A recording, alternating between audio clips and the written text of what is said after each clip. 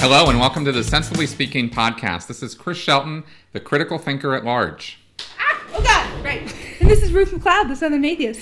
And we are coming at you this week of Cinco de Mayo. Today we are recording. Well, it's the day of Cinco de Mayo. Yeah, but the week, because yesterday was the 4th of May, otherwise known as National Star Wars Day, otherwise known as the day where we all get away with saying, "May the 4th be with you." You don't get away with it. Yeah, we totally get away with it. You just say it a lot. Totally get away with it. So geeky, it hurts. Mm-hmm. But that means that today is not only Cinco de Mayo. God, don't do it. It is also the Revenge of the 5th. Done. I'm out. I can't. But also, and this is actually like really good, it's also the National Day of Reason. It is. And we're actually super excited because for the third year in a row, the Secular Hub was able to get Mayor Michael Hancock, who is the mayor of Denver, to sign a city and county-wide proclamation for the Denver Day of Reason. And this is our first year that we were able to have a proclamation signed by Governor Hickenlooper for a Colorado Day of Reason. Bam. So we're super excited about that one. We got it going on here in Colorado, folks. So, come on down. Check it out. And I don't want to toot my own horn, but I'm the one who made that happen. She is. We actually saw the proclamation at the hub. She's the one who made it happen. And bamity bam bam. So There you go. Also this week, and we'll get to, political stuff in the news, but just jumping onto this, is Ted Cruz has dropped out. He's officially suspended his campaign. Now, last week, I think it was just last week that he had Carly Fiorina come on board as his VP. What an awkward mess those two made. There were no shortage of comments and memes about how he probably brought her on. Did you see how they tried to hold hands? Oh, yeah. It was like this totally weird thing with the hand holding. And they were joking that they probably brought her on in order for her to lay off all of Ted Cruz's campaign staff. That's what she's good for. That's what she does. That's all she's good for. So anyway, just a little nonsense she fell there. off the stage. Okay, I don't want to laugh at her about that one. As someone who has fallen off a stage before, that hurts. You get really cut up on stuff, and you might get bruises. Yeah, it was not cool. Not good. And of course, I awkward. think all the candidates who were told by God that they needed to run are now out of the race. So that says something about... How disappointing. Yeah. I mean, it kind of says something about God, maybe? It says people something... who I think they hear things from God. Like, even if they like to say that God told them to do that, when they are done, when they don't want to, they say, oh, well, God had a different plan for me. Bullshit. You didn't do what your Lord and Savior told you to do. Pretty silly. Not that I've ever put, I don't think either one of us have put any stock in the Lord's will when it comes to political candidates, because most of these guys are just absolutely so full of it, their eyes are brown. I mean, it's pretty bad. Someone along the way had to be like, well, if we just say it. Because, it would be really nice. What would be really nice mm-hmm. is if some people who, that we hear from on the show, on my YouTube channel, when I talk about religion and whatever, who do not believe this stuff. You have religious beliefs out there. You're Christian, you're Catholic, you're like down with the Lord and this sort of thing, and you have real legitimate beliefs. And then guys like these grandstanding politicians who are so far over to the right that they kind of break the scale, make these claims, and it makes all of you guys look bad. I mean, I'm sorry, but it does. The Lord told me. I had a vision. Yeah, and then what do had you a think dream. And then what do you guys think about that? I mean, you must think that's just nuts. What do you think if you're the person who supposedly had a dream? I just had a whole Martin Luther King moment there. Yeah, that kind of dream. No. What if you're the person who's like, oh, God did come and talk to me, and then Joe Blow over there said, oh, God came and talked to me, then I'd be like, is he lying, or is God just talking to multiple people, or did I mess up? Like, I just, that has to be one, like the three thoughts that are going through their heads, right? I guess. I don't know. I don't know. I'm just saying that, really the point I'm making, of course, is that I wish that people who are not religious extremists but have religious beliefs would call these people out on this stuff as much as we do, because I have whatever beliefs I have, but I'm not down with the whole organized religion thing. And when I see people like these guys, who I consider the televangelists of politics, come out with this stuff, I just have to think to myself, what do people who have honest religious beliefs think about this pandering attitude? They've really got to be upset about it. That's the only thing I can think of. But I hardly ever hear any or see any blog articles, media articles, anything calling these guys out on this stuff. I never see it. Maybe it's because I don't have a lot of religious friends anymore. Like, I have religious family members, and I just kind of tune them out. But yeah, that could be. I don't know. Maybe we're not subscribed to the right blogs that call these guys out on this stuff or something. Yeah, but I'm not about to watch Fox. I'm just putting that out there right now. Not going there. No, that's too far. No. I'll happily stay like inquisitive about this one. I don't need to go seek answers. Yeah, fair enough. Let's not go that far. No. Now, one other thing I wanted to throw out in our little comment section here is this week also saw the publication of a book called Ruthless, which was not about me. No, not at all about either one of us. No. It was written by Ron Miscavige Sr., who is the father of David Miscavige, the current leader of Scientology. And while we don't get into Scientology a lot on the show, and don't have to because I get into it plenty on the rest of my videos, I did want to comment on that here because it looks like it's really doing gangbusters. He is out on a press tour talking about it. I posted today a video of my own thoughts and review of it because I read it like within a day when it came out. Good book, and you can check that out. Surprising that video's been getting a lot of views today, so I'm pretty happy about that. So anyway, check those things out, but Scientology is definitely experiencing full-blown nuclear meltdown right now over this, because when you have the leader's father calling him out and quoting the sociopath next door in reference to his son, damn, that's harsh. And that's exactly what Ron Miscavige Sr. did. So I also read that he told a few things about himself that he has done wrong. He did. He was very candid about it. Yeah. And you have to be when you become a Scientology critic, because if you don't say it, they will. Yeah. And in fact, but they went way beyond, of course. One of the first things they did, I couldn't believe this. There was a 2020 show last Friday. He was on it. He's doing a press tour now. The church had a response to it. But that night or the next day in TMZ, they posted a picture, which was obviously photoshopped, of Ron Miscavige Sr., right, David Miscavige's dad, with an armband with a swastika on it, and tried to make the claim that David Miscavige's father is a Nazi sympathizer. And, that was... Wow. That was mind-boggling to me, only because that sort of thing is going to go right back on the church and on David Miscavige faster than it's going to take down Ron Miscavige Sr. Yeah. Because Ron Miscavige Sr. worked within 50 feet of David Miscavige for 20 years. Right. So what does that say about David Miscavige?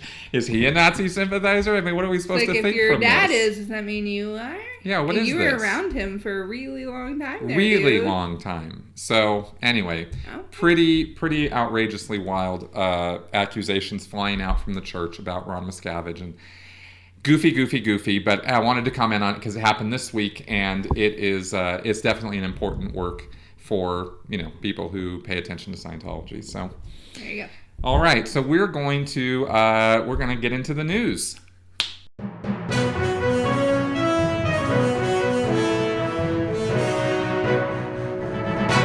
All right, in the news, we talked about Ted Cruz dropping out. Now, what that does, though, of course, with Kasich not really showing much. No, he dropped out too. Oh, did he? Yeah, did he formally drop out? Yeah, Kasich. Okay, I had been wondering aloud to some of my friends and whatnot about Kasich maybe being a what's the word for that when somebody kind of comes from behind? I thought the Republican. Flanker? No, like somebody who like is sort of like like, they're kind of quiet, and then suddenly, boom, they just appear. I know and, what you're, sort of tortoise and hare sort of thing, I know what right? you're saying. I yeah, have no idea. I forgot the word for it, but this is the second conversation I've heard today where someone forgot the word for that. wow. Yeah, it's kind of rare for me to do that, but I did it today. And the other conversation I was listening to didn't figure out the word. No, I'm cogitating on it. Probably by the end of the show it'll come to me. My entire day has been this. I have no idea what this word is. Anyway, I thought Kasich was going to come from behind and get a lot of Republican National Committee support, and I thought that he was going to be was maybe being there was an effort being made to try to make him be the moderately reasonable looking or appearing candidate, even though he's not reasonable and he's not moderate. I'm glad that you said that. I was about to be like, hey. No, I'm just saying moderately appearing candidate. Yeah. God was a weirdo and terrible for women. Did not work out. So now they got Trump. He's a de facto candidate, and it looks like he's taking it. And so that means that he's going to be on the ticket. And there are so many things, I don't know if this is one of the things that you're going to get into, but there are so many articles that I've been reading that have said that when it comes down to Trump and Bernie wins. When it comes down to Trump and Hillary, Trump wins. But we can't have Bernie as a candidate if the DNC is going to keep on pushing Hillary and doing this whole superdelegate bullshit. Right. So now I have been doing a lot of looking at this week, and actually even today had a long chat with a Hillary supporter, so I could get my wits around some of the Hillary love that's going on and what's going on with that. And there were some good points made on this. One being that polls going on right now are at best a very early barometer of maybe nothing at all. As to whether Bernie is going to take this thing or whether Hillary's going to take it. At this point, it's not so clear-cut. Bernie does still have a chance. There is going to be a convention runoff or whatever the word is for that. Yeah. A contested convention, rather. That's the word for it. That word you can remember. That one I can remember, yeah. But like we said last week, I mean, it's not really looking good for Bernie right now. If we're going to be really realistic, it's not. And that means Hillary's going to be, the contender. And there's been a lot of social media and, Bernie and bust and that sort of thing. And we're going to talk about that a little bit more in a little bit. And we're going to bust. Yeah, but when you compare, Hillary and Trump, there is no comparison. I mean, I'm not one of these #Hillary dropout people, and I'm not actually a Bernie or bust person.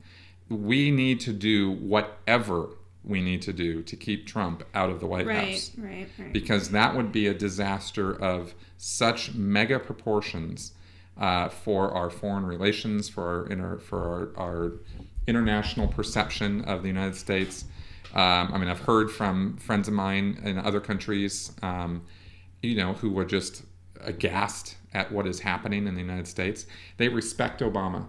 They think Obama is probably one of the most intelligent, articulate, and cool presidents that has ever been. Was he perfect? Right? No, of course not. Of course not. Who is?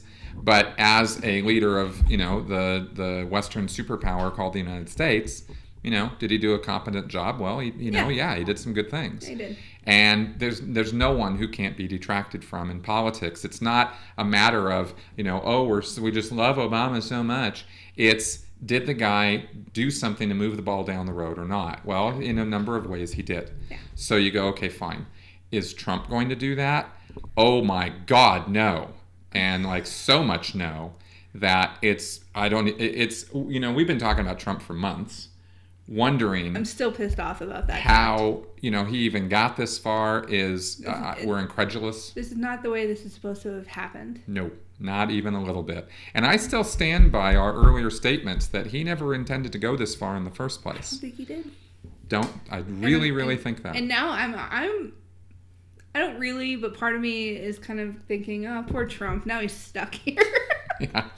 Yeah, and now he's having to actually come up with some policies and some strategies, and people are working him over behind the scenes. And there's a picture of him. And yet today, taco. you know, you think that this guy starts getting some things together sensibly, and he actually starts even talking left-wing political positions on a couple issues. Yeah. And then today, this douchewaffle posts a tweet of himself sitting there eating a taco salad on Trump Tower and saying, literally, "I love Hispanics." And recall, please, his opening statement when he announced his candidacy for president, where he couldn't wait to talk about how horrible the Mexicans are and how a lot of them are. I mean, he was using very incendiary language. I don't remember exactly the words that he said, but it was basically drug dealers, criminals, rapists. I mean, it was bad. And he said, "I'm sure some of them are okay." But like, he laid down the gauntlet hard against Mexico. And of course, you know, Mexicans and Mexico, you know, as a country was furious about it. Of course they were. Correctly so. Yeah. And then today, this guy has the nerve. I mean, just the balls on this guy. "I love Hispanics." And he's eating a taco salad. Happy Cinco de Mayo. Okay, I read an argument that said that one of the reasons that Trump has gone so far, even though he is not a professional politician, this man beat out at 10, 11, 12 professional politicians. And that doesn't say much about what he's doing. It says something about what our politics is like when people are going to appoint a corporate clown to run this country. Exactly. And that is what we really need to look at, I think. Well, I think it's the opposite side of the coin from Bernie, and both, and that coin being fed up, disgust, and revulsion at the establishment and the system, and all of the injustices of the system, and the corporateness of the system, and the basic unfairness that occurs, and that sort of thing. I think it's two sides of this coin, and I think that's where Trump is getting his movement from, right? Is Americans are sick and tired of a lot of stuff. And that's sort of the, "I'm mad as hell and I'm not going to take it anymore," right? Which we talked about. Which we can all understand, but this isn't like, "I'm mad that I can't be mean to black people" kind of bullshit that's happening. Yeah, well, he symbolizes a lot more than that to those people. I know. A lot more. Just... You know, that racist aspect and the misogynistic aspect and the just the kind of the horrible aspects of him, I don't think that's what the majority of people who are following Trump are into, right? I mean, I just don't. I just don't think that the majority of people are that way to begin with. And I know that there's a base of it. I'm not saying that there is not a problem. I'm not saying that there isn't an underlying issue with these social problems. I'm saying that I think that the majority of people who are following Trump are not just those sick, bigoted, misogynistic, racist people. Then I can't think of who would be then. Well, check them out. I mean, they're out there. You know, they're out there. And it takes a little bit of looking. But I do think, and I'll say now, that I do think that that while you have a number of people who are following Trump and believe in him and believe that he could be a good president, I really, really believe that is, and from the polling data I've seen, and the statistical information about voters and the size of the Republican Party, size of the Democratic Party, size of all the independents, I think that he does not really have a shot at winning this thing in a general election. I really don't. And whether that's Bernie or that's Trump, I think either way, he loses. Now, of course, we've made predictions here about him dropping out, not making it this far. We've been dead wrong. I really, really hope that we are not dead wrong about this. So that's what I have to say about that particular issue. I really just want to stop talking about this man. Yeah, we're going to move on now. We're going to jump to another issue, and then we're going to jump back to politics.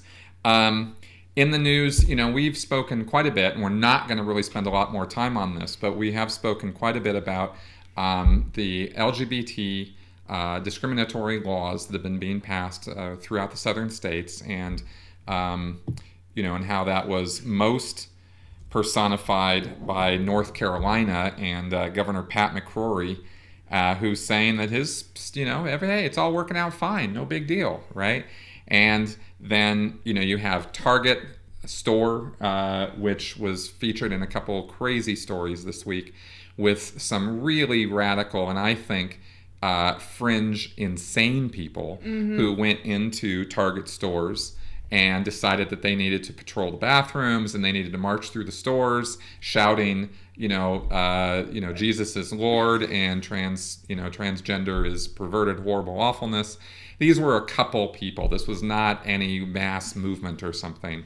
And I don't want to give a lot of credence to that, but it happened. And there is, again, that base of lunatic fringe, religious right, whatever you want to call these guys, who are just, I don't know, I think it's a form of insanity personally. So self-righteous, ridiculous bigots and yeah, but there's a larger and much longer term issue going on here with LGBT rights and with human rights in general, which comes from the conservative or the right wing or I don't that leaning group of people, because when you take everybody and you go, okay, all the people who don't want transgender rights or gay rights or LGBT rights, you guys go over here, and then you guys over here who don't really care about that at all or think that that's a good thing, you guys go over here. You find that these guys over here are the ones who are generally right-wing conservative people. So that's why I describe it that way. I'm not trying to make a statement about their politics. It's just that's kind of how that sorts out. Mm-hmm. And the issue of gay rights goes back. You can trace it back to gay rights. Goes back to race rights, to the civil rights, right? That same brand of we must be separate, not equal. We must be different. We must differentiate those people and put them over there, and they must be treated differently than us because we're better than them. That strain of thought, is what I'm talking about, and it's been a long-term problem. Right now, that group of people, whatever label you want to describe to them, is using this myth that sexual predators are going to go into these bathrooms and they're going to assault women and children because we're giving LGBT people, or transgender people specifically, the right to use the bathroom that they decide to use. And you go, well, bathrooms, like how is this even a thing? But it goes back to that idea of separate and not equal and better than, trans people. So this article was sort of the last sort of word I wanted to put out on this, right? Because I thought that this was pretty good. This is HuffPost. This was an article written by Tyler Kincaid, and a couple bits out of this. A coalition of 250 organizations working with sexual assault and domestic violence survivors are calling on conservative politicians to stop using rape as a scare tactic to discriminate against transgender people. Quote, "Those who are pushing these proposals have claimed that these proposals are necessary for public safety and to prevent sexual violence against women and children." This was released in a statement on last Thursday. As rape crisis centers, shelters, and other service providers who work each and every day to meet the needs of all survivors and reduce sexual assault and domestic violence throughout society, we speak from experience and expertise when we state that these claims are false. So that's pretty hardcore, right? Because these are trained professionals we're talking about from 250 different organizations that deal with survivors of sexual assault. And when they stand up and say, dude, there is no problem here. No one gets in a dress and walks into a women's bathroom and assaults people. There's no statistical anything. There's no cases on file. There's no incidents of this. This is not an issue. It speaks volumes about the legitimacy of the conservatives or this group of people, again, who are pushing this agenda. What law written actually stops a criminal from breaking the law? Exactly. When they want to. Exactly. Right. Which one? I would love to know when someone goes, oh, you know what? I really want to go and rape that girl, but it's illegal. Damn it. It's illegal for me to do that. I can't do that. She walked into the women's room. I can't do that. Can't go there. Shit. And I was all you set. know what I can do? I can walk into the little boy's room where that other little boy just went. Yeah. Yeah, this whole business is, there are so many lies and misconceptions strewn about in this. All fear-mongering. Yes. That's all it is. And I object to them saying, or like some of the more conservative people calling people who are transgender sexual deviants and predators, or accusing them of trying to rape someone. Are you fucking kidding me? These are just regular people who are going through something. Their body doesn't fit them. And there's no way that I can explain that to someone. I don't get it because I don't have it. I don't understand it. But I can empathize with it. And I'm not going to say, oh, someone who's different than me, they must be evil? Are you fucking serious? As someone who is from the rape survivor community, don't pull that shit. Don't even pretend to pull that shit. Because that is insulting on a million different levels. And I'm not going to turn into like one of those ragey feminists right now. I'm just trying to be a rational person here. Somebody who is different than you does not automatically make them a predator, doesn't make them an abuser, doesn't make them a horrible human being. They're still a human being. You really need to be able to understand that. And the fact that they are making these laws and saying that these people can potentially be predators to our little girls, you're not even paying attention to your sons who can have a man walk into their restrooms anytime they feel like. Anytime. But what this article is basically saying, what Chris just basically said from the article, this doesn't happen. This doesn't happen. There are police officers, there are sheriffs all over this great country going, shit doesn't happen. I don't know any cases of it. And if it is happening, it's not big enough to make a law.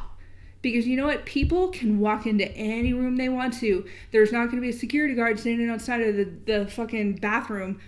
Unless you have a security guard outside of the bathroom. And then what's he going to do? Lift up your skirt? Pull down your pants to make sure? Right. Come on now. Come on. I know. It's creepy. It's invasive. It's bizarre. It makes no sense whatsoever. And the whole media campaign that is being waged, and make no mistake, it is a media campaign. It is being waged. And I consider very irresponsible media stories that forward this nonsense, that this is an issue, really should be called on the carpet about this. The statement goes on to say, we know the threat of sexual assault is real and pervasive. We just don't think discriminating against transgender people does anything to keep anyone safe. This is Terry Poore, Policy Director at the National Alliance to End Sexual Violence. That was a quote from her. And Laura Palumbo, the Communications Director at the National Sexual Violence Resource Center, told Media Matters on Thursday that if anything, LGBT people are more likely to face sexual assault and harassment than any women or children who are just using the restroom. Yeah. So this is, anyway, it's fear-mongering. It's ridiculous. It needs to stop. We're not going to keep covering every single story on this matter. We're not going to keep, harping on this.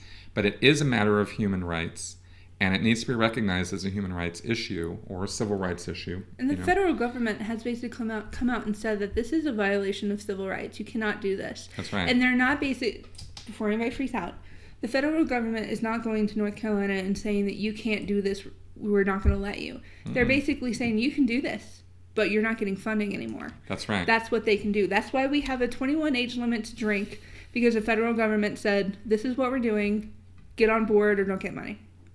Which is kind of controlling. I mean, I get why some people are like, big government, fine. But if they want to continue doing this, North Carolina is just going to get worse and worse and worse when it comes to education and their road systems, because they're not getting federal government money anymore. That's just right. all there is to it. Exactly. So, okay. So we're done with that. Moving right along. That's right. Now, okay. So now getting back to something, there's a in the Hillary versus Bernie situation or race or whatever you want to call it, there's something I wanted to point out about this, which is, the Hillary thing or the Bernie thing or the Democratic view or whatever it goes beyond the personalities involved. It goes beyond Bernie. It goes beyond Hillary. Especially, though, I'm talking about Bernie supporters now. The way that our brains work, right? We invest our beliefs and non-specific ideas into people or things. It's symbolism I'm talking about, right? One thing that stands out about Bernie Sanders is that he's not just a candidate for political office amongst his supporters. He's a symbol. I mean, he's this old guy. He's this old Jewish guy. He's got glasses. I mean, he's not sexy. Up until this election cycle, I don't know that 95% of his supporters would have even known his name or been able to recognize him in a lineup or something. That's my impression right? of Bernie. Waving my little fingers all over the place. And I made a couple notes about this. The Bible is a symbol for most Christians and Catholics who use it to represent their ideas of what their religion represents to them. Now, one mistake that I see that atheists make is to attack the flaws and let's face it, the outright nonsense that is strewn throughout the Bible. And they do that as a means of trying to change the believer's mind. But the Bible's not the thing the person believes in. It's just a symbol. It's a common symbol that's used to objectify those beliefs, right? It puts those beliefs into something that you can then talk about, or it becomes a symbol for it. But that doesn't mean that most people who have religious beliefs, or Christians or Catholics, think that the Bible is literal truth, or think that the Bible is really a whole lot of anything. I mean, I'm just saying this is based on feedback I've gotten from a lot of religious believers, right? Is they don't necessarily believe that it's like the literal truth of God. Now, there is a group of people who do. I'm talking about a larger group of people. I don't think my eyebrows can go any higher in my head Just right now. saying. Like, I think they're stuck. Okay. So I know this is not how you were raised. You were raised to believe that the Bible was God's word, right? Yeah. Literal truth. Yeah. Yeah. That's not the majority view of Christians and Catholics. Not based on feedback I've seen and my experiences with it. However, there is a symbol there, right? And, okay, and let me ask you this. How many, no, I'm not even going to go there, actually, because that's not what this is about. I'm not even going to go there. We're not even going to get off into some segue about the Bible. I'm going to blow up a little bit. Yeah, we're not even going to go there. But here's my point. Never lets me blow up. You have religious believers who have this symbol of the Bible. And they might follow it. They might think it's a book of parables, or it's symbolic in its own way, or whatever. I'm making that analogy to talk about Bernie and how Bernie can be the same thing. Bernie becomes a symbol. It's not Bernie the man. The man himself, he's a flawed individual. He says and does things that a lot of his followers wouldn't necessarily support. And if we're going to be really honest, a lot of them don't even fully understand all the economic talk that he says, right? He says some pretty deep stuff. However, he has become a symbol, and he's there's this article that we saw here where that symbol transcends the man himself. And I think the reason this is important is because, like, for me, for example, I'm not enraptured by Bernie. Bernie Sanders as an individual does not like, oh, I want him, right? It's what he... it's what he... She's got this funny look on her face right now. It's what he symbolizes. That's the point I'm trying to make. And I'd like to keep that in mind when we look at this article. Somebody posted a comment on Reddit this last week. The poster's name was Guys Listen. That's the name, the handle that he used, and he posted this on April 30th. And there's just we'll link to it, below. It's a lot of words. It is a lot of words. I'm not going to read even half of it. I'm just going to go over a couple points on this. The people of this movement, and this is Bernie or bust that he's talking about. And I've already said here today, I'm not a Bernie or buster, right? That's not the agenda we're pushing here. Yeah? Okay. Maybe? All right. Okay. I'm not. Maybe she is. I can't speak for you. Yeah? Okay. The people of this movement have come to the realization that our current system is broken beyond repair, and the time for incremental change is over. This is worth repeating. The system under no circumstances can be fixed with establishment politics. It can only be fixed by a progressive political revolution that sends a message loud and clear that we the people are setting a new standard for our elected representatives. And then it goes on to talk about Bernie here and how he hit a breaking point when he saw who the Democratic and Republican candidates were and decided he needed to step up as a moral obligation and run for president. Mm-hmm. He knows we cannot afford to compromise on taking aggressive action to address climate change or other necessary regulations that are needed to prevent the death or suffering of millions or even billions of people. He knows we don't have time for incremental change, especially when that incremental change is going to be led by a centrist candidate with a history of voting blunders that resulted in a diminished middle class and an unstable Middle East.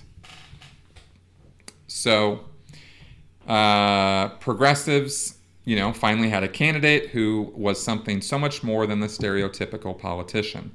That's, in Bernie, right?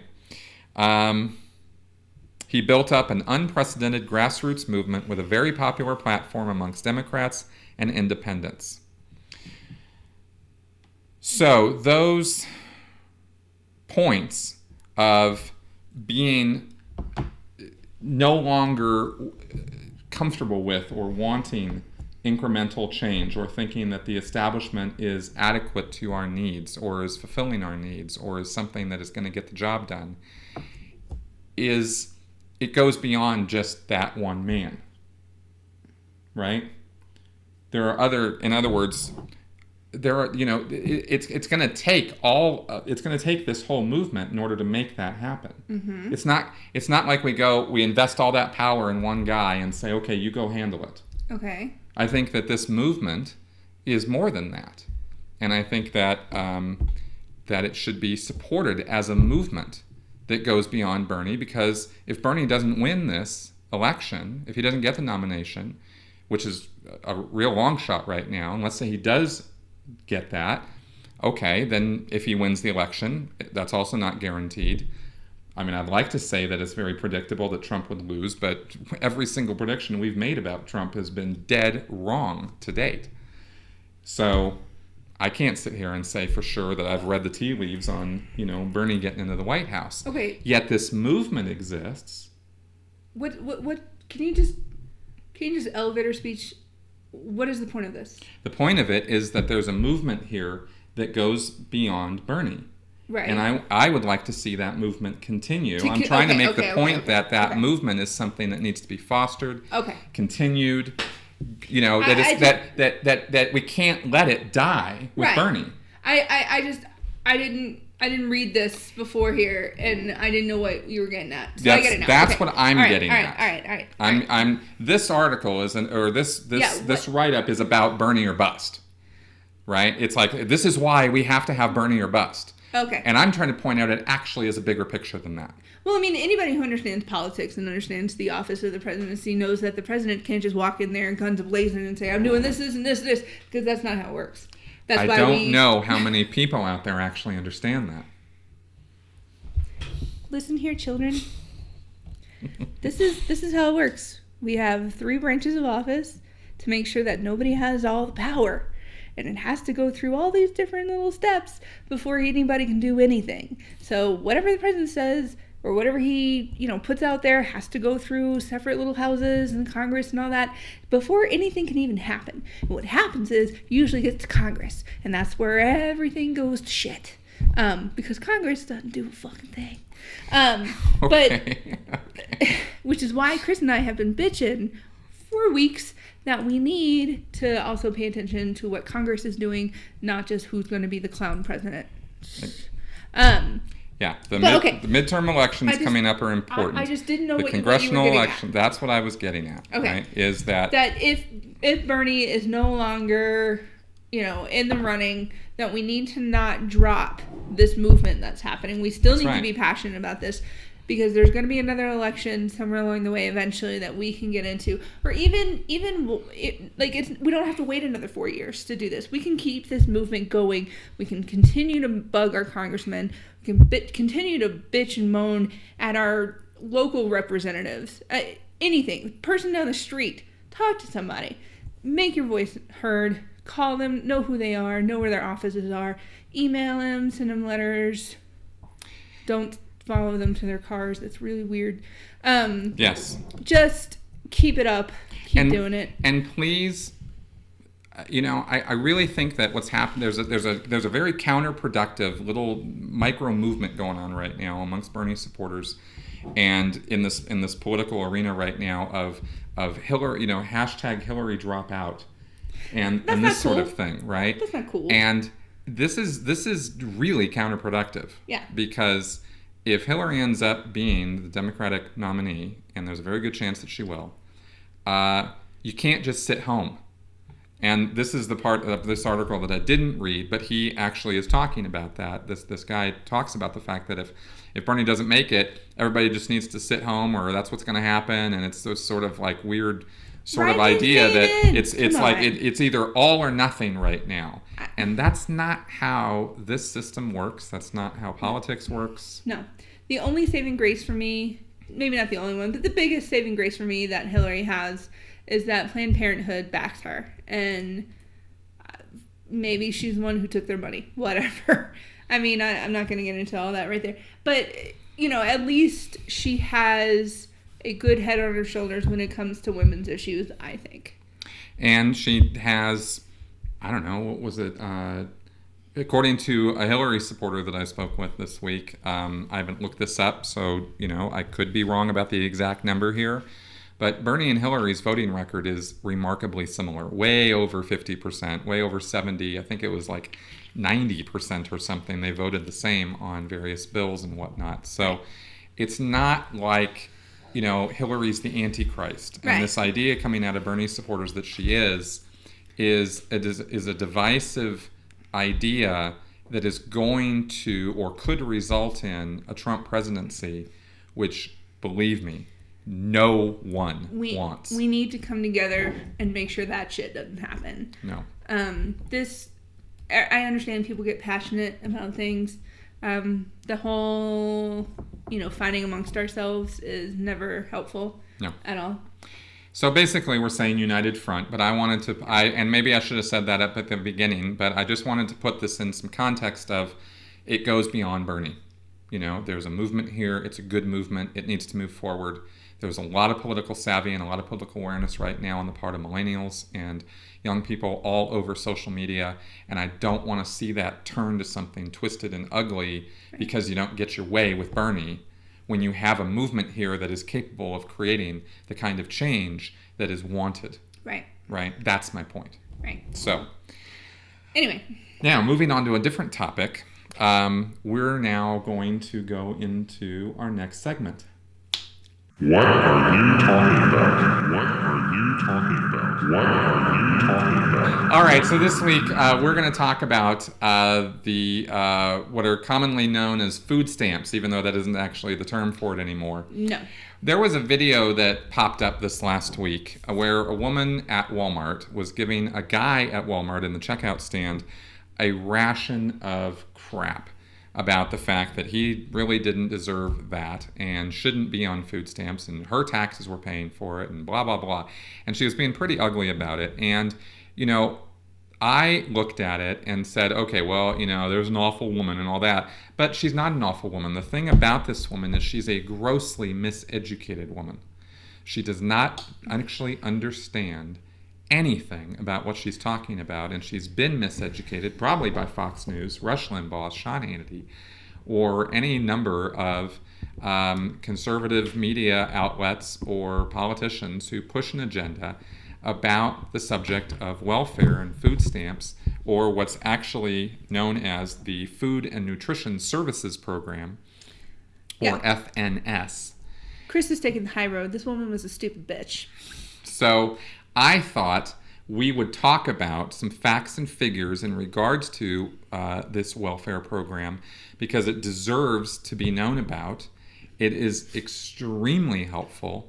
It is absolutely necessary. And there are millions, and I do mean millions of people who need this. It's not just a bunch of slacking, Xbox playing, white trash scumbags who could go get a job. No, and that's the thing. Women like her think that it's not white people. Exactly. That's We're going to talk about that. So I'm going to go over some facts and figures on this. Now, this first one comes from Mana Food Bank, which is actually based out of Carolina. And, North Carolina. North Carolina. Okay. So they actually do, despite the transgender nonsense going on there. There's a few intelligent people within the state. There. Now, here's some myths and facts about this. Myth 1, most people are on food stamps for life. Fact, the average length of time on FNS, or the food stamp program, is 8 to 10 months. You can say SNAP benefits, too. Okay, good. I was going to get to that in the next article. Myth, benefits are too generous. Well, here's the fact. The average monthly FNS benefit per person is $133.85, or less than $1.50 per person per meal. A lot of rice and beans. That's what that means. The average FNS household consists of 2.1 people with a grossly month income of $744. Myth, FNS is for lazy people. Fact, 76%, okay, that is 3/4 of the FNS households include a child, an elderly person, or a disabled person. And those three categories of people, the children, the elderly, and the disabled, are the most vulnerable people in our society. Yep. These households receive 83% of all FNS benefits. Many qualifying families include full-time workers at low-wage jobs. Myth, FNS recipients don't work. Fact, the overwhelming majority of FNS recipients who can work do so. Almost 70% of recipients are not expected to work, primarily because they are children, elderly, or disabled. In North Carolina, almost 73% of all participants are in families with children. Of households with children, almost 87% worked in the previous or following year of receiving, and 60% worked while receiving the benefits. This, Myth, FNS fraud and abuse is out of control. Fact, SNAP has a strong record of program integrity. FNS error rates are at a record low of 3.8%. The last figures given on this were in 2011.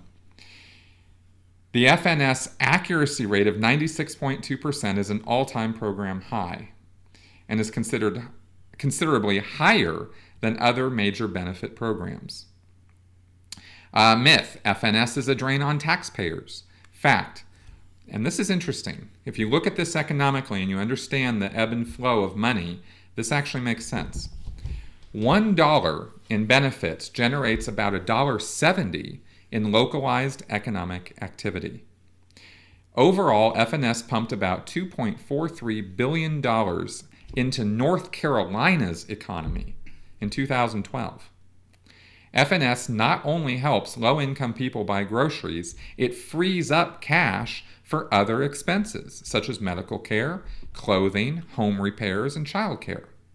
That benefits local businesses and their employees, which boosts the economy as a whole.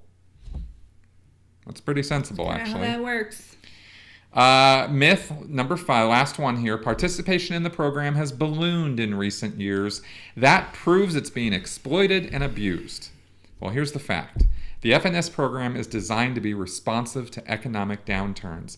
It closely correlates to unemployment. the number of unemployed people increased by 94% from 2007 to 2011. That's what's ballooning. FNS participation increased by 70% during the same time period. So get the correlation there, right? As the economy recovers and people go back to work, participation in program costs too can be expected to decline. So it's a barometer. It's something that it correlates to the fact that people lose their jobs. Yeah. And they need help to get by so they can go get another job. Right. Right? It's just this conversation never happens. And it's just ludicrous. So I wanted to talk about that. Some other facts we looked up actually at the United States Department of Agriculture, the Food and Nutrition Service website actually talks about the SNAP program. Now SNAP means Supplemental Nutrition Assistance Program. SNAP, okay? Mm-hmm. SNAP benefits. SNAP helps low-income people buy the food they need for good health. You may be able to get SNAP benefits if you're working for low wages or working part-time, you're unemployed, receiving welfare or other public assistance, elderly or disabled, or are low income, or are homeless. And as we just went over, 3/4 of the people, at least in North Carolina, which I think is a pretty good representative state of this, right, are elderly, children, and disabled. And believe me, if you get hit by a car and you can't work for 9 months, you need to eat. And if you can't go work, do you want to be at the receiving end of some ignorant politician or woman at Walmart telling you that you are a no-good slacker who just needs to go get a job and you don't deserve to eat? Is that what you want to hear? Because the guy at the register certainly didn't want to hear that. He had a little kid with him, and he looked like, yeah. And he said he had a job. Both parties had a child with him. Yeah, and he's doing what he's doing. Now, not only did he have a job, he said he had multiple jobs. There you go. The guy works 50 to 70 hours a week. The problem is he works those jobs as part-time. That means he's not eligible for benefits. He probably doesn't make anything better than minimum wage. And the thing is, he's trying to do the best that he can for his family. And people will argue, well, maybe he just go get a better job. Okay, well, he needs training to get a better job. You going to pay for his school? No, of course you're not. Of course you're not. Because that, again, is his problem. He needs to get a job so he can pay for school. Well, he already has a job. It's not going to pay for food, let alone school that has blown up, 1,000% since the 70s? So it's like this whole vicious cycle. And the problem is people like this ignorant bitch cunt woman won't think about that because she's going to shop at a Walmart because it's the cheapest for her, even though Walmart is one of the biggest places that will actually employ people at full-time salaries that can't buy food on their own, and they have to be qualified. They show them how to become on the food stamp program so that they go shop at Walmart with their food stamps from their paycheck that they got from working full-time at Walmart. I mean, the woman who was doing the checkout in that video was probably on SNAP benefits. I have my food stamps. Is the lady going to come at me and yell at me later? And also, just some more information about this, because this is we're not just trying to rant here. We're actually trying to give some information. Well, I'm trying to give some information. That's what I'm here for. I'm the ranter. SNAP benefits, just so everybody here is clear on this, cannot be used to buy any non-food items such as pet foods, soaps, paper products, and household supplies, toothpaste, cosmetics. You can't buy that stuff with SNAP. You can't buy hot food either. You can't buy hot foods. You can't buy alcohol. You can't buy tobacco. You cannot buy vitamins or medicines. And you can't buy any food that'll be eaten in the store. So just thought that we might want to know about those things. I worked as a cashier for a long time I'm going to go and say the name, at Piggly Wiggly. It's one of my first jobs when I was a teenager. And people would come in with their cards, and I would ring everything up, and then they would swipe it. And then this one poor lady had sprinkles. She was going to make a birthday cake for her daughter, and the sprinkles were not covered because they were decorative. Or somebody would come through, and they'd get something from the deli, and they'd try to swipe their food stamp card. Can't buy hot food from the deli. Doesn't work. Doesn't count. So we're talking about essentials here. We're talking about actual food that you take home and you prepare and you feed your family with it, right? In 2013, this is a different article, which again, we're linking to below. SNAP has served more than 47 million people on average each month. 47 million people are in need of these benefits and are getting them. The majority of SNAP recipients are children or elderly, and many work, right? And this was this is now broadly, we're talking about, this article talks about the whole United States. 44% of food stamp recipients are children, 9% are elderly. SNAP is critical to keeping families out of poverty. We talked about the 4.7 million households kept out of poverty. Without SNAP, child poverty rates would have been nearly 3 percentage points higher. SNAP responds to meet increased need during economic downturns. During the recent recession, SNAP effectively and efficiently expanded to serve families hit hard by the recession.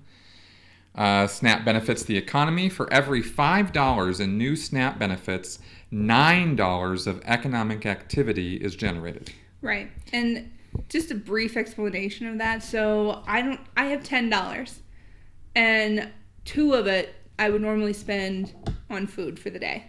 But instead, I now have SNAP, so I don't have to spend that there. So I've got this extra $2 that I can spend somewhere else. So that's putting money back into the economy. And then also, by me buying that, it's giving somebody else an opportunity to work and be able to fulfill the need that I have for another product. Right. So it's keeping other businesses running, it's keeping the people who work in those businesses into jobs, because I now have more money to funnel into there. And exactly. And so the more people that you have working more, buying more, those companies and businesses can then afford to pay their salaries to their employees. Right. It's a circle. Right. Right. This goes. And the more people who are working, because there's more money in the economy, the more people are paying taxes to pay for things like the SNAP program or WIC. WIC is another big one I don't think ever comes up, because WIC is specifically for people with children. It allows them to buy the essentials that children need: baby formula, milk, eggs, cheese, cereal, things like that. And I'm not sure if it's because I worked in a grocery store for a long time, but I can always kind of see the people who are on WIC because you kind of start to see like the gallon of milk, a huge block of cheese, and then like the same kind of cereal. It's like this, it's almost like Kix or something like that. You'll see that. But you never hear anybody argue about, do you know WIC? Have you ever had that? I've never had it. I mean, I've seen it. I wonder if it's a state thing. Well, I know. Well, we probably never had it. But I mean, I wonder if it's a state thing or if it's like a national thing. Because I'm not sure if it's a national thing. I'm not really sure. I've seen it in California. Okay.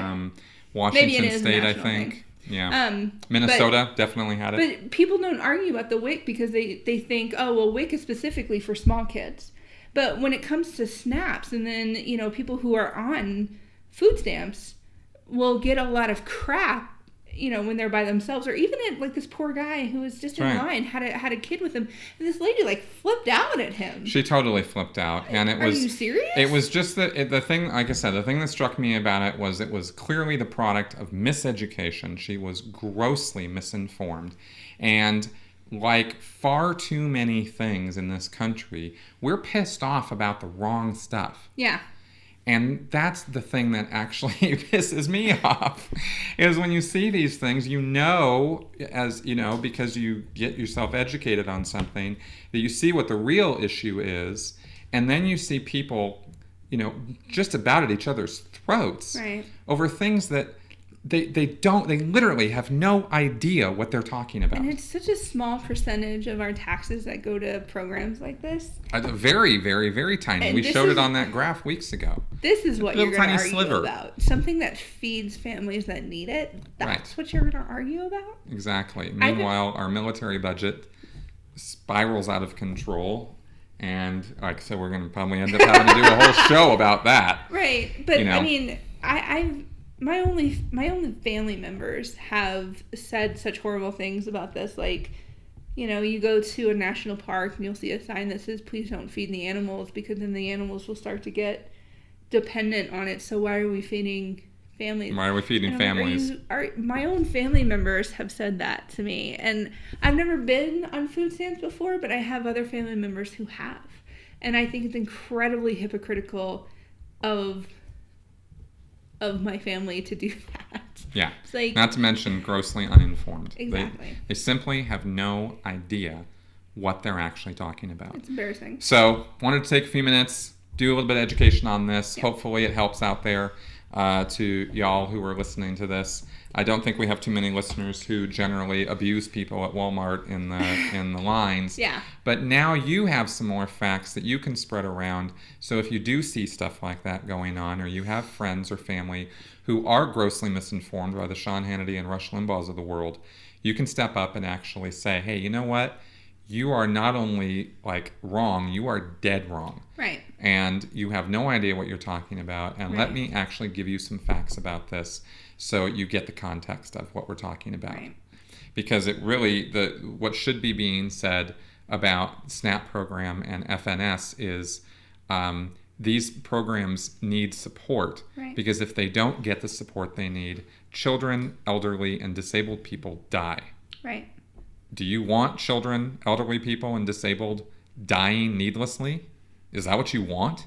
Right. Because when you rail against these programs, that's the agenda you're actually pushing. Right. So, I would have loved being behind that lady when she So- goes, my tax dollars paid for this. Bitch, so did mine. Shut your hole. What are you talking about? So did his. He worked multiple jobs. He pays taxes too. Are you serious right now? Sorry. Okay. Chris is being nice and mellow and chill and being able to actually articulate his thoughts. Where I'm over here, I'm about this close to can't even. You know what I mean? I can't. I'm there. bad. I'm there. I just said it. I can't. All right. I can't even. So we have reached the end of our show this week.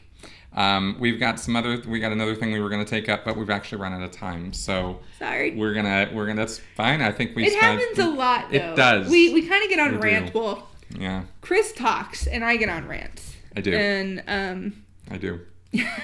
But you know what? It's good talk. It is. And good you're going to talk. like it. So. And with we're that- wonderful to listen to. I'm adorable. I mean, honestly, come on, I'm adorable. So it is a month from now that we are going to be at Reason Rally, June 4th in Washington, D.C. at the Ray Washington Comfort's Monument. gonna be there. Bam. So many people. So, He's gonna be proselytizing and know. giving out his book Maybe and Ken- giving out Subway gift cards. I'm sorry, Ray. If you have to buy people to come and listen to you, sorry for you. although we might actually go listen to him and we might actually take a Subway card. No, I can't eat Subway and it upsets my Oh. stomach. I can. Oh, yeah. Oh, yeah. It does. It upsets my stomach. I can't do it. Yeah. Something about So- the yoga mats and the bread. I don't know. So anyway, we're going to be there. We're hoping you guys will be there too. And we're going to be figuring out, now we've only got a month now, we're going to have to figure out this whole live tweeting and videoing, and we Do you are know not how to do that? we're well in a general sort of way. I understand it in theory, but we got to practice it. So we're gonna figure this stuff out, because we're thinking that we're gonna be sending out some tweeting and some video work from there, and that'll be our podcast activity for that week, and then of course we'll have stories for probably a month or two following it. Yeah. That we will regale Oh my God! our audiences remember that with. one guy? Yes, exactly. And anyway, should be a good time. Hey, maybe Ken Ham will come down with Ray Comfort. I don't know if they're buddies. Oh, I don't know. okay.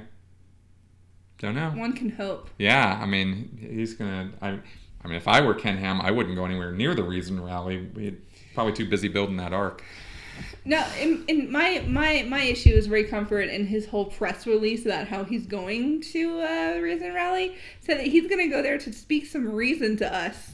That'll be Can't fascinating. Wait, Banana Man, why don't you bring Crocoduck? That Kirk Cameron guy. Bring him down. I would love to hear some of the Oh, bullshit that God. man has to say too. Yeah, I heard a little We bit should too talk much. about what he said about Yeah, I wives. heard a little bit too much about Kirk Man. Cameron and how wives need to be obedient and humble before their husbands. I mean, this guy, I wasn't even going to bring it up because the guy is so off base, so out of touch, and such... He's got like 1 million kids. I want one of them to grow up and write a tell-all book. I can't wait. I'm waiting for the Duggars. I'm waiting for the Duggars to have a tell-all book. Yeah, well... I'm looking at you, Josiah. I don't know. I picked a J name. Right. I'm sure there's one. Probably so. All right, folks. So we'll see you guys soon. Thanks for coming by. Any comments, any emails, anything at all, go ahead and send them our way. We love your feedback. We love hearing from you We're guys. not doing this? Well, put the comments below. Okay. Send the emails to us. And I'm just pointing. yeah, I was just pointing randomly. Yeah, loud noises. Over there. And Look. and we will see you guys next week. Thanks, y'all.